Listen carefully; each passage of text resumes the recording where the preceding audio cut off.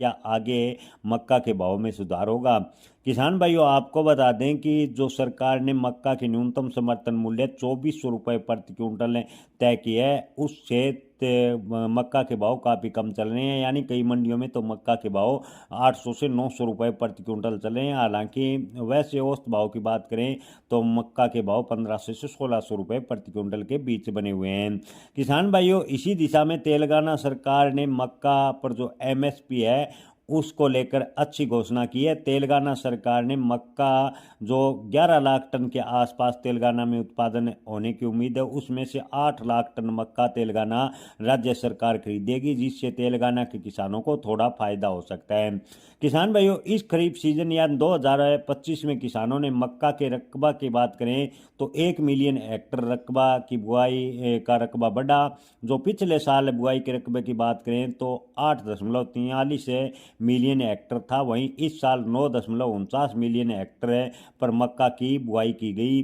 भले ही कुछ इलाकों में अत्यधिक बारिश से फसल को नुकसान हुआ, लेकिन कुल मिलाकर उत्पादन की बात करें तो मक्का का उत्पादन रिकॉर्ड स्तर पर पहुंचा और सरकारी आंकड़ों की माने तो इस साल 422.81 लाख टन मक्का का उत्पादन हुआ है, जो पिछले साल 376.65 लाख टन मक्का का उत्पादन था। यानी पिछले साल के मुकाबले इस बार मक्का का उत्पादन काफ़ी बढ़ा है।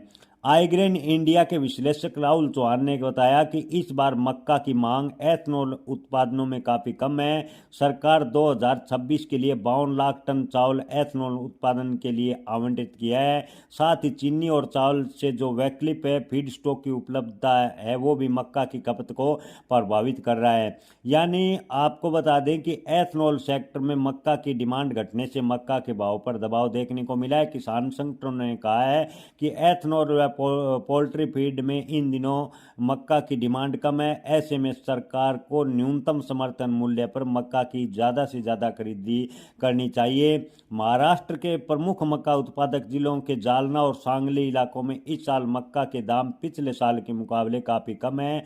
आपको बता दें कि इन दिनों मक्का के भाव की बात करें तो ज़्यादातर मंडियों में मक्का के भाव 1400 रुपये प्रति क्विंटल के आसपास बने हुए हैं। न्यूनतम भाव की बात करें तो कुछ मंडियों में 800 रुपये प्रति क्विंटल के भाव भी देखने को मिल रहे हैं।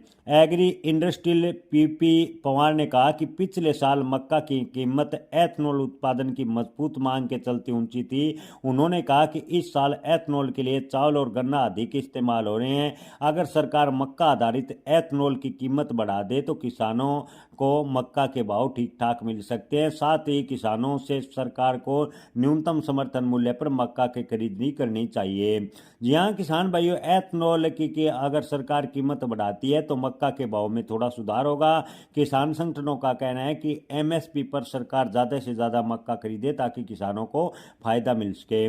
ओवरऑल स्थिति को देखें तो किसान भाइयों, इस बार मक्का का उत्पादन ज़्यादा होने से मक्का के भाव में जो बड़ी तेजी की उम्मीद है वो फिलहाल कम नज़र आ रही है।